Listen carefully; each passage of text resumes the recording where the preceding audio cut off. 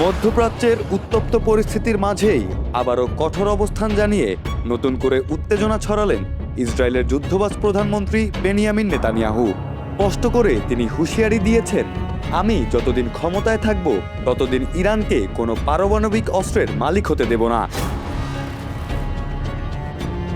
সম্প্রতি যুক্তরাষ্ট্রের president Donald Trump ইরানের সঙ্গে সম্ভাব্য নতুন পারমাণবিক চুক্তির ইঙ্গিত দিয়েছে বলে জানিয়েছে আন্তর্জাতিক গণমাধ্যমগুলো। ফলে প্রশ্ন উঠছে, ওয়াশিংটন যখন কূটনীতির পথ খুঁজছে তখনও কি তেল আবিব সংঘাতের পথেই হাঁটতে চায়?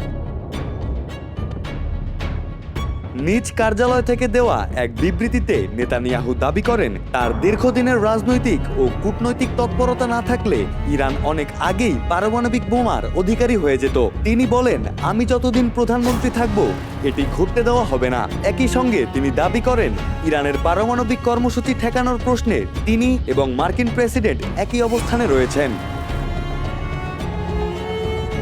ইরানের পারমাণবিক কর্মসূচিকে কেন্দ্র করে গত 2 দশক ধরে চলা উত্তেজনা এখন আগের যে কোনো সময়ের চেয়ে বেশি বিপজ্জনক মোড়ে দাঁড়িয়ে আছে। একদিকে আন্তর্জাতিক চাপ, নিষেধাজ্ঞা ও সামরিক হুমকি, অন্যদিকে নিজেদের নিরাপত্তার স্বার্থে প্রযুক্তিগত সক্ষমতা বাড়ানোর কথা বলে আসছে তেহরান। আর এই সংঘাতের কেন্দ্রবিন্দুতেই অবস্থান করছেন নেতানিয়াহু। সমালোচকদের মতে ইরান ইস্যু বহু বছর ধরেই নেতানিয়াহুর রাজনৈতিক কৌশলের অন্যতম প্রধান অস্ত্র। যখনই আঞ্চলিক বা অভ্যন্তরীণ সংকট তীব্র হয়েছে তখনই ইরানের পারমাণবিক হুমকিকে সামনে এনে কঠোর অবস্থান নিয়েছেন তিনি। ফলে তার সাম্প্রতিক বক্তব্যকে কেবল নিরাপত্তা উদ্বেগ নয়, রাজনৈতিক বার্তা হিসেবেও দেখছেন বিশ্লেষকরা। অন্যদিকে ট্রাম্প প্রশাসনের পক্ষ থেকে ইরানের সঙ্গে সম্ভাব্য সমঝোতার যে ইঙ্গিত দেওয়া হচ্ছে তা মধ্যপ্রাচ্যের রাজনীতিতে নতুন সমীকরণ তৈরি করতে পারে। কারণ কূটনৈতিক সমাধানের সম্ভাবনা যত বাড়বে ততই কঠোরপন্থী অবস্থানগুলো চ্যালেঞ্জের মুখে পড়বে। কিন্তু নেতানিয়াহুর বক্তব্য স্পষ্ট করে দিচ্ছে, তিনি এখনো বিশ্বাস করেন শক্তি প্রয়োগ এবং কঠোর চাপই ইরানকে নিয়ন্ত্রণে রাখার একমাত্র পথ।